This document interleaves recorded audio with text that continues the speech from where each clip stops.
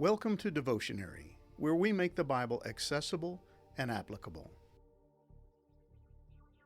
Moses has given the people of Israel the good news. If they obey, they will be blessed. But now in Deuteronomy chapter 28, verses 15 through 23, he delivers the bad news. If they choose to disobey God, they will experience a long list of curses that will come in a wide variety of forms, but all extremely negative and uncomfortable. The list is designed to stand diametrically opposed to all the blessings God has promised if the people will only obey His commands. They have a clear choice to make, and to make their decision easier, God provides a black and white contrast between the two options facing them. They can obey and experience the blessings of God, or they can disobey and feel the full weight of God's wrath in the form of very tangible curses. You didn't have to be a rocket scientist to figure this one out. But the people of Israel weren't the brightest bulbs in the box. In virtually no time at all, they would make their choice known and experience an unfortunate but unsurprising reversal of fortunes.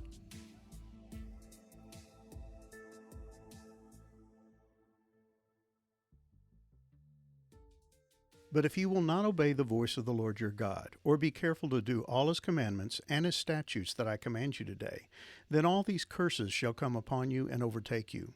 Cursed shall you be in the city, and cursed shall you be in the field. Cursed shall be your basket and your kneading bowl. Cursed shall be the fruit of your womb and the fruit of your ground, the increase of your herds and the young of your flock. Cursed shall you be when you come in, and cursed shall you be when you go out. The Lord will send on you curses, confusion, and frustration in all that you undertake to do, until you are destroyed and perish quickly on account of the evil of your deeds, because you have forsaken me. The Lord will make the pestilence stick to you until He has consumed you off the land that you are entering to take possession of it. The Lord will strike you with wasting disease, and with fever, inflammation, and fiery heat, and with drought, and with blight, and with mildew. They shall pursue you until you perish. And the heavens over your head shall be bronze, and the earth under you shall be iron. The Lord will make the rain of your land powder. From heaven dust shall come down on you until you are destroyed.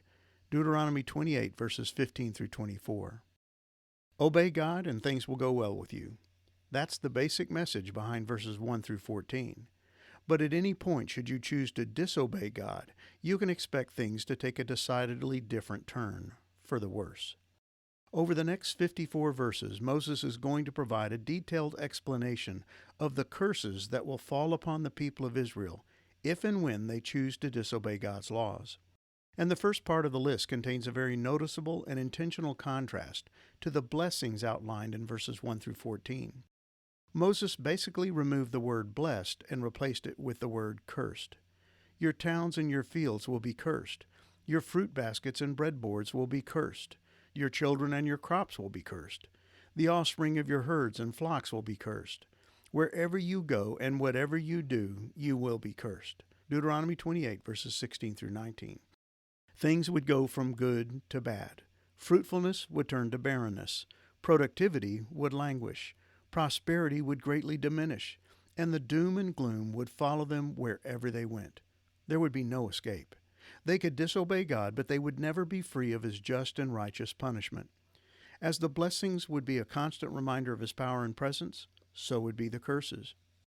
To disobey God is to act as if God doesn't even exist. Or if He does, He must lack the power to do anything about your disobedience. That's why King David described the one who chooses to disobey God as a fool. The fool says in his heart, "There is no God. They are corrupt. They do abominable deeds. There is none who does good." Psalm 14, verse 1. And another psalmist echoed David's sentiments when he wrote, "In the pride of his face the wicked does not seek Him. All his thoughts are, there is no God." Psalm 10, verse 4. But Moses makes it clear that the people of Israel can run from God, but they will find no place to hide. He will find them and punish them for their sins. They can act as if there is no God, but that will do nothing to eliminate the wrath of God against them for their rebellion. The Lord will send on you curses, confusion, and frustration in all that you undertake to do, until you are destroyed and perish quickly on account of the evil of your deeds, because you have forsaken me. Deuteronomy 28, verse 20. Moses promises three things: Me'erah, Mehumah, and Megareth. These three alliterative Hebrew words each have significant meaning, and together they paint a bleak image of the results of God's curses. The first word, me'erah, is not the same one used for curses throughout this passage. That word is arar. The kind of curses to which Moses refers in verse 20 seem to be the byproduct or outcome of God's original imprecations. The fruitlessness and barrenness brought on by God will result in further, more advanced problems, like hunger and starvation. The inability to bear children will result in smaller family units and a diminished population. Things will go from bad to worse. And this will bring with it mehumah, a word for turmoil, confusion, or disquietude. Anxiety and lack of peace will be the order of the day, which reminds me of the phrase, know God, K-N-O-W, and no peace. But know God, N-O, and you will have no peace. The curses of God will leave the people of Israel in a state of confusion and unrest. Moses uses the same word that describes a rich man who has everything but lacks a fear of God. Better is little with the fear of the Lord than great treasure and trouble, mehumah, with it. Proverbs 15, verse 16.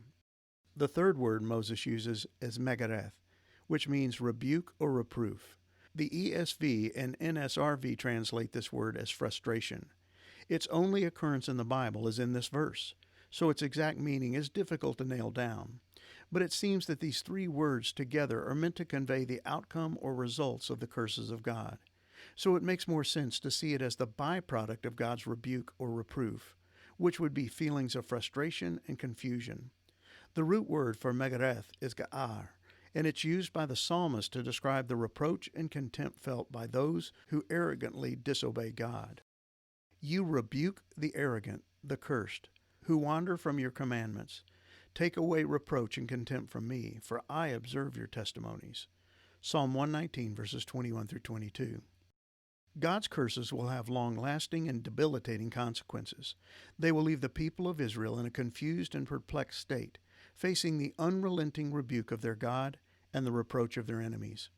And just so the people of Israel fully understand the severity of these curses, Moses describes them as being accompanied by pestilence, wasting disease, and with fever, inflammation, and fiery heat, and with drought, and with blight, and with mildew. Deuteronomy 28, verse 22. Not exactly a pleasant proposition. His curses will prove to be all-consuming, bringing his full wrath to bear until, as Moses so unapologetically puts it, you were destroyed. Deuteronomy 28, verse 24. This will not be a temporary or partial rebuke. It will be comprehensive and complete, leaving the formerly chosen people of God devastated and utterly destroyed. And in the following verses, Moses will describe with painstaking detail how the destruction will come. Every area of Israelite life will be impacted. They will experience curses, confusion, and frustration from all sides. Their enemies will defeat them. Diseases will consume them. Oppression and injustice will plague them. Enslavement will eventually befall them. And all as a result of disobedience to God's law. As the people of Israel prepared to enter the land of promise, things should have been looking up for them. They were about to inherit the land God had promised to Abraham. After a 4-century delay, the descendants of Abraham, Isaac, and Jacob were about to occupy the land flowing with milk and honey. But their occupation of the land would come with conditions. They were going to have to obey the commands of God. It was that simple. And this section of Deuteronomy contains God's clear and compelling warning of just how serious he was about their adherence to his commands.